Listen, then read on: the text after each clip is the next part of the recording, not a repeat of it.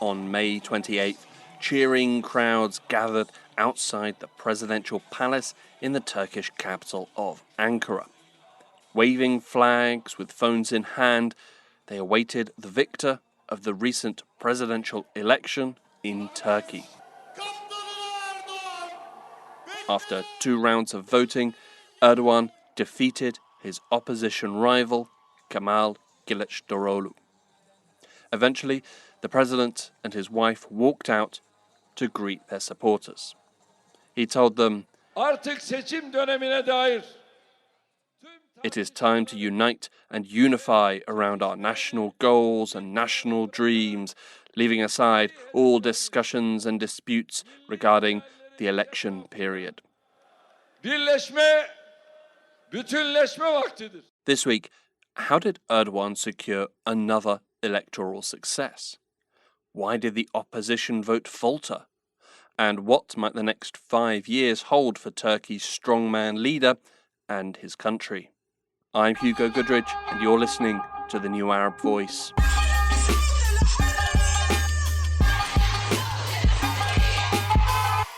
To start with, the basics.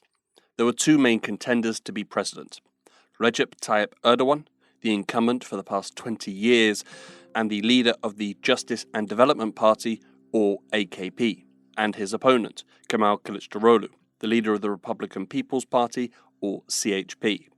In this election, Kilicdaroglu was picked to be the candidate by a coalition of 6 opposition parties. In the run-up to the first round of voting, anticipation was high that the opposition might be able to dislodge Erdogan from office. The opposition ran a campaign that mainly highlighted the fact that they weren't Erdogan and that they could solve all of Turkey's problems. At a rally in Çanakkale on April 11th, Kilicdaroglu told the crowds, "I know all of Turkey's problems. We know them all, and we will solve them all. We have the knowledge, we have the experience, and we have the strength. This strength is you, no one else. The power is the people. It is you." However, when the results from the first round came in, all that hope and optimism drained away. Kemal Kilicdaroglu secured 44.8% of the vote, while his rival, Erdogan, came away with 49.5% of the vote. A second round had been anticipated, but it was hoped that the gap between the 2 frontrunners would be much narrower. Following the first round of voting, Kilicdaroglu gave a speech in Ankara. "If our nation says second round, we gladly accept it. We will absolutely win this election in the second round. Everyone will see that." The voters of Turkey proved Kilicdaroglu wrong, and when they went to the polls on May 28th, they elected Erdogan for yet another 5-year term. The final results gave Erdogan 52.1% of the vote. So what happened to all that enthusiasm for change in Turkey? Where did the opposition go wrong? There was a weird thing going on with the opposition. I think they were really confident, but I also think that they felt they had to exude confidence. This is Howard Eisenstadt. Howard is an associate professor at St. Lawrence University and a non-resident scholar at the Middle East Institute. I think the feeling was that if they didn't win big, that Erdogan would somehow challenge the election. And so they didn't want to win by 50.1% or whatever. They felt really strongly that they had to win by several percentage points to overcome Erdogan's inclination to hold on to power. They may have been overselling it, and I suspect they were kind of overselling it to themselves. Given the ever-growing authoritarian manner in which Erdogan has conducted himself in office, it is perhaps not unreasonable to suspect that the president would do everything in his power to cling on to office. It is also not unreasonable for the opposition to talk up their chances and to try and drum up some support and confidence among their followers. Unfortunately, this was combined with a campaign that, according to Howard, failed to inspire. The opposition was a broad coalition. They were unified mostly in their disdain for Erdogan, but didn't necessarily have a lot in common besides that. That meant that their messaging was kind of banal. Getting rid of Erdogan was a key objective for the opposition and many in the electorate. But beyond that, the plan going forward didn't seem all too clear. The opposition's campaign was not particularly hard-hitting. It was meant to be more reassuring than to be aggressive.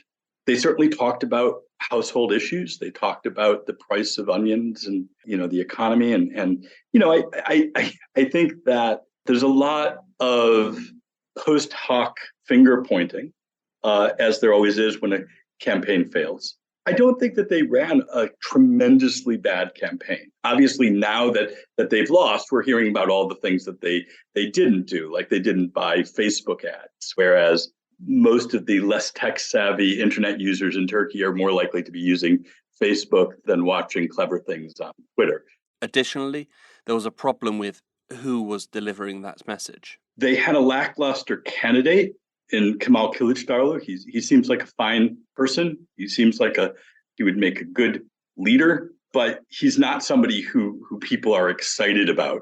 But in fairness, part of the reason that Kilicdaroglu was able to secure the candidacy was because President Erdogan had engineered the courts to prosecute the most charismatic of the CHP candidates. With this recent election, the opposition started on the back foot, while the incumbent, Erdogan, started really a couple of steps from the finishing line.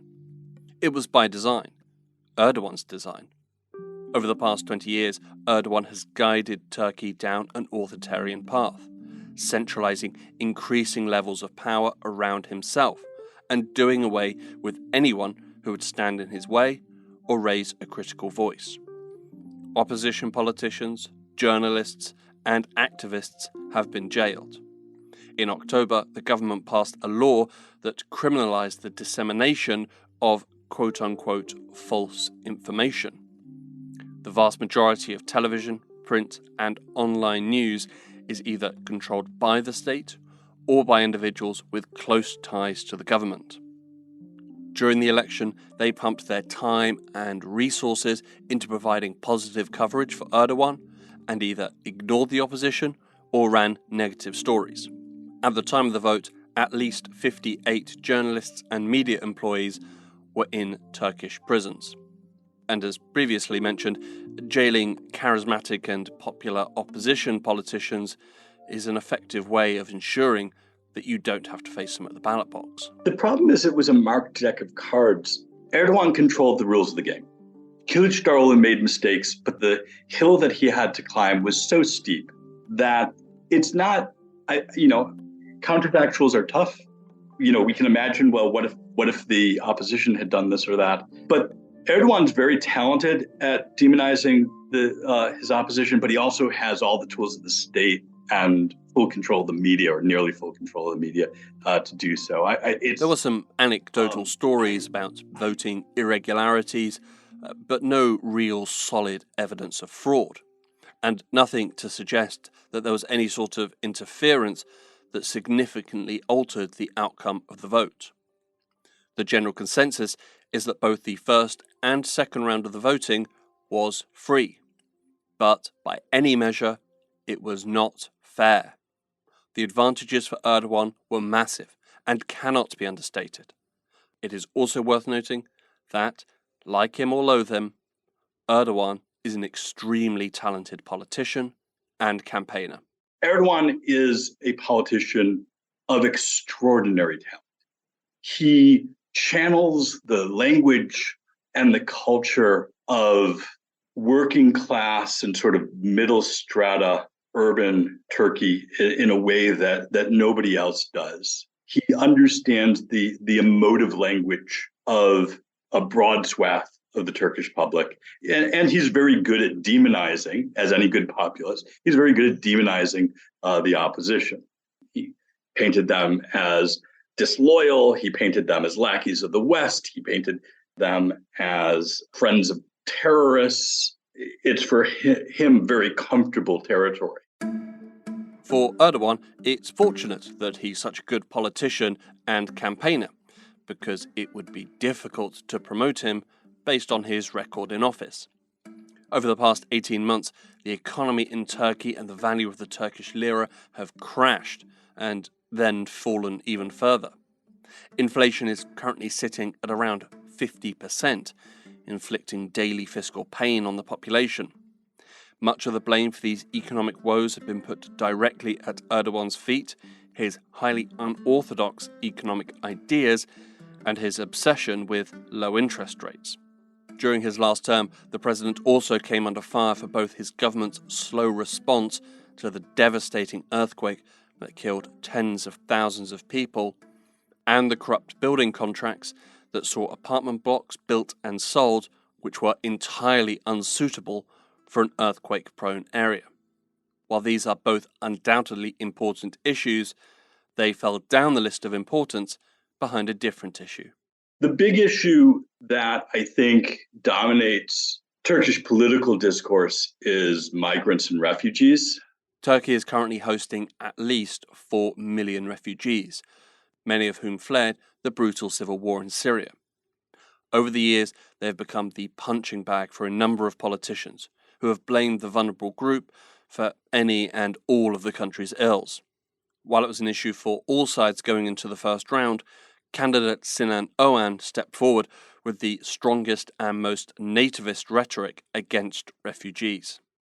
And I think that a lot of the issues around the economy and whatnot got filtered into that sort of anti-migrant, anti-refugee language. And that's one of the reasons why Sinan Oğan was able to do so well in the first round. He got better than 5% of the vote. And he wasn't until now a household name. He's a sort of unknown political figure, but not sort of first tier, but was able to do quite well because he hammered on this issue.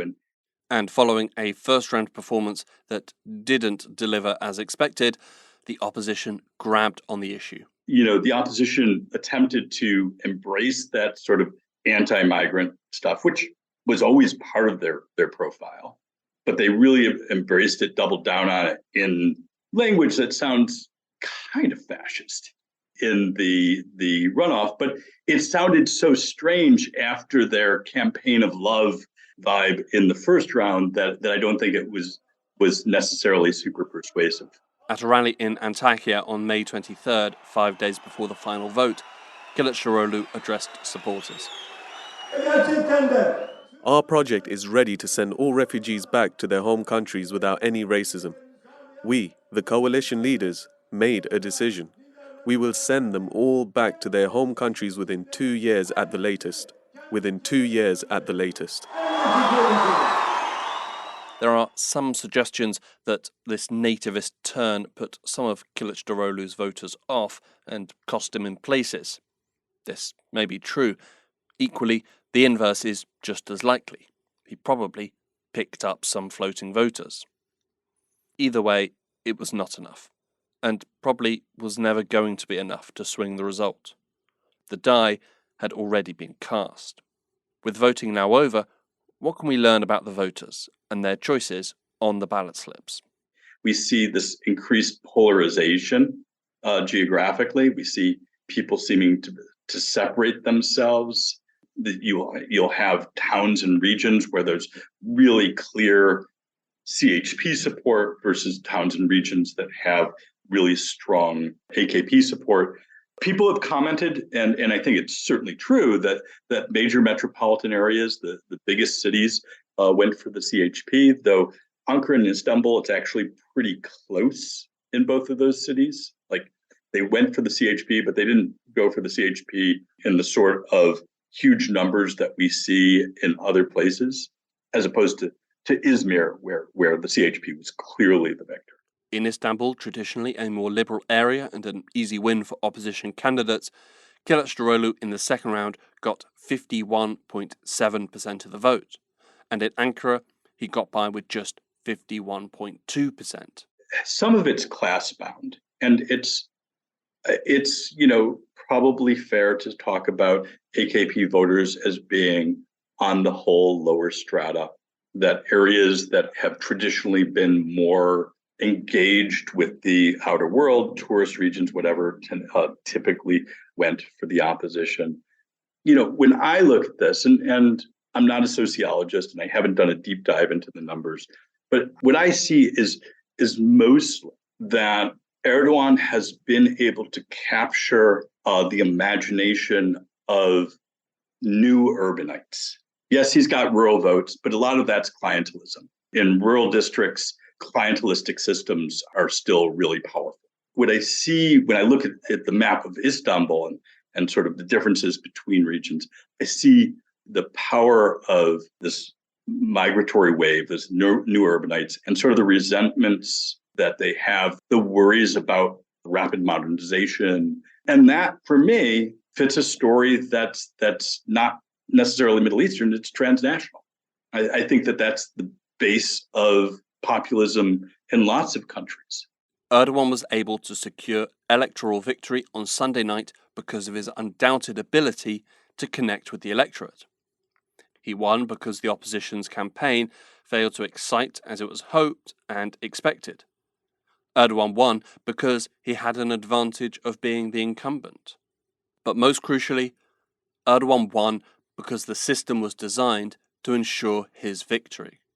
Even if the opposition had run a flawless campaign, victory for Erdogan was still the most likely outcome. So, it's 5 more years. What's next? What we are going to see is that Erdogan's margin of victory allows him with a lot of room to maneuver on economy, on foreign policy, on domestic politics. This is Soner Kagapçay, Senior Fellow and Director of the Turkish Research Program at the Washington Institute for Near East Policy. Given the severity of the situation, the economy will likely be on the top of his to-do pile. And if he needed any more incentive to take action, news that the value of the Turkish lira slumped further following the announcement that he had been elected should have lit a fire underneath him. Rumors that he might bring former Turkish economy minister Mehmet Şimşek, one of the wunderkinds of Turkish economy and its performance in the earlier years of Erdogan government, back into his administration as an economy minister. If that happens, Şimşek is not going to come back if he doesn't have some kind of a mandate to eventually re-embrace orthodox economic policies. If a figure like Mehmet Şimşek was handed the economic reins, then there would likely be a sigh of relief from the markets. According to reports, Erdogan and Şimşek met on Monday, the day after he was re-elected. However, it might not be an economic handbrake turn, and more of a lengthy 3-point turn. I would say that Lira is going to lose some of its value. Erdogan is probably going to allow that to fluctuate because a weak Lira means Turkey's tourism services become affordable. Summer is tourism season. I think that Turkey will probably break a record in terms of tourist arrivals this year and revenue. It was already the 5th most visited country last year, competing with France and Italy. And it might catch up with these countries, perhaps.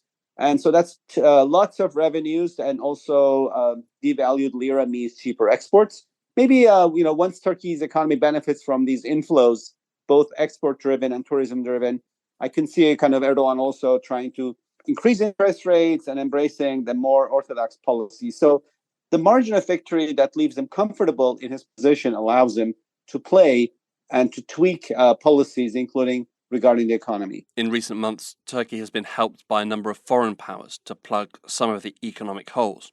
In March, Saudi Arabia deposited $5 billion in Turkey's central bank, and Russia has similarly been sending money to Ankara, one of its lifelines to evade Western sanctions following its illegal invasion of Ukraine. With another 5 years ahead of us, will we see business as usual for Turkey and its foreign partners? Probably, says Soner. What that means is transactionalist foreign policy between US and Russia. Erdogan has been doing this for about half a decade now, ever since Putin reached out to him in the aftermath of the failed coup attempt in 2016. Turkish foreign policy has moved from being aligned with US to a more transactionalist line. So that means Erdogan will leverage Turkish veto over Sweden's NATO accession in return for Biden's commitment to get F-16 fighter planes to Turkey, and also maybe to get a visit to Washington sometime this summer before the US campaign season starts. But similarly, I can also see him having a summit with Putin this summer because he doesn't have to pick one or the other. And of course, Putin will probably want Erdogan to delay Sweden's next NATO accession for his own reasons. But I think Erdogan is going to realize that this is an important ask for Biden and will probably try to deliver it. If the Swedes first deliver regarding Turkey's demands on counterterrorism policy, Sweden has a new counterterrorism law that's going to go effect on June 1st.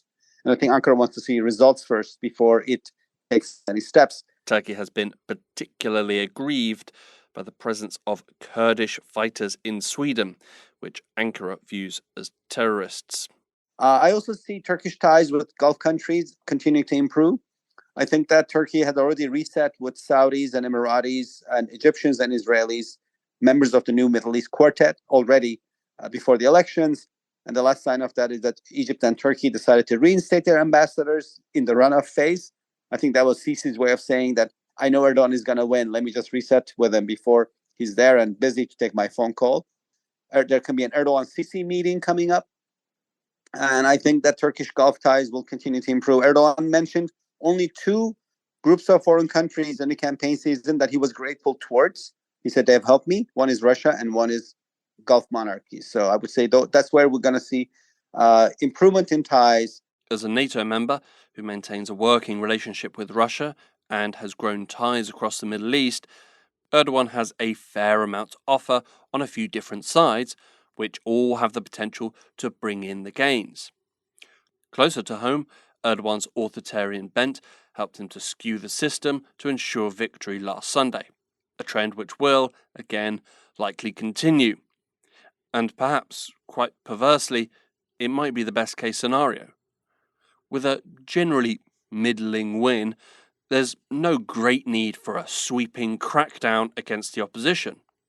Nor was his win so comprehensively great that he could afford to give in to the very worst successes of his far-right allies and start to implement highly illiberal and arcane social policies.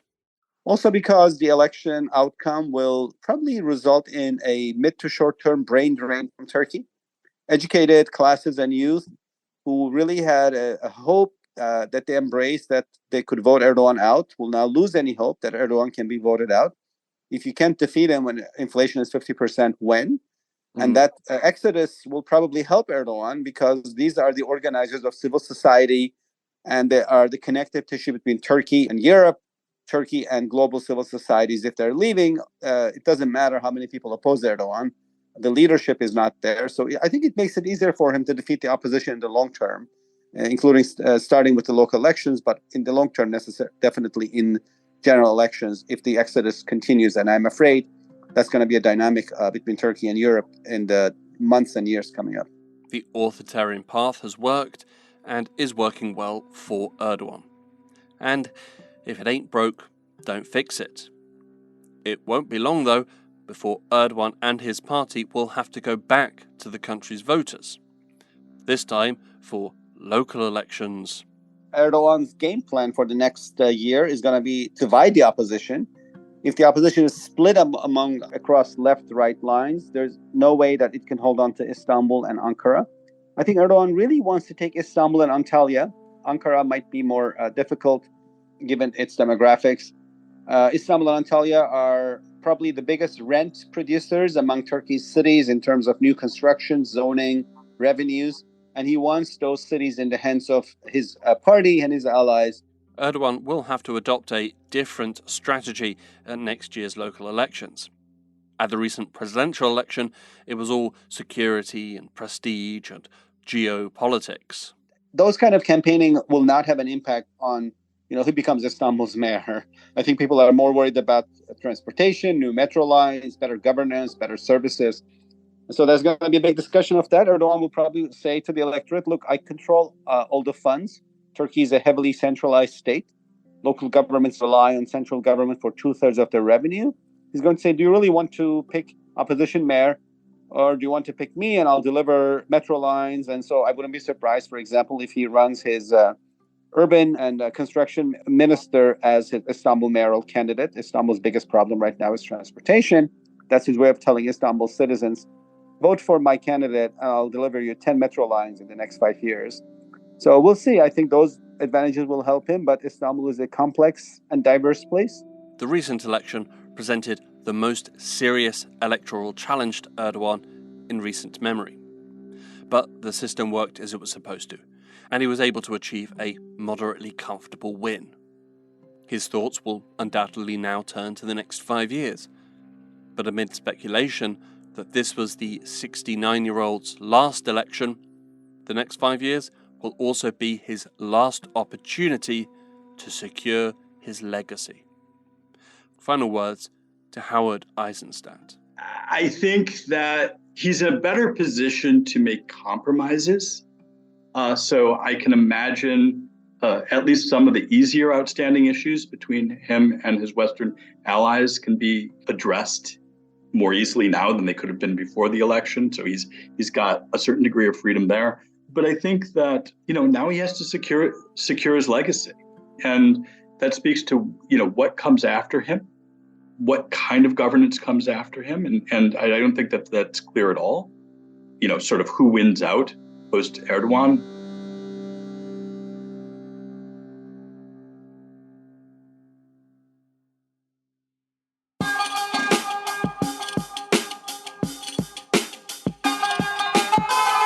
This episode of The New Arab Voice was written and produced by me, Hugo Goodrich. Our theme music was by Omar El Phil. The New Arab Voice will be back next week. Until then, you can find all our previous episodes on all major podcast platforms. You can also check out our Instagram page and Twitter account, both at The New Arab Voice, for additional content. We also have a weekly newsletter, which you can sign up for. Find the link in the show notes. You can subscribe to the podcast so you never miss an episode, and you can also rate and review, which helps us spread the word. Don't forget to follow The New Arab on Facebook, Twitter, and Instagram for all the latest news, analysis, and opinion from the region.